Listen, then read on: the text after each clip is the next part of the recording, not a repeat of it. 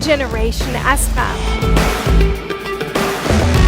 One world premiere is not enough. Please welcome the new Opel CEO, Mr. Uwe Hochgeschurtz.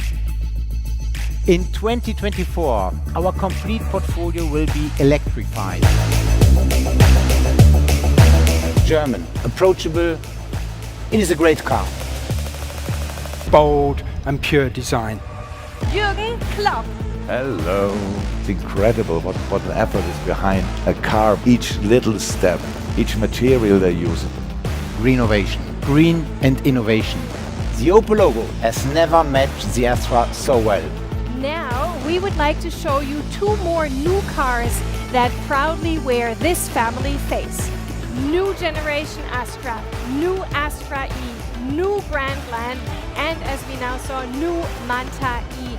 That is what I call breaking news. Amazing.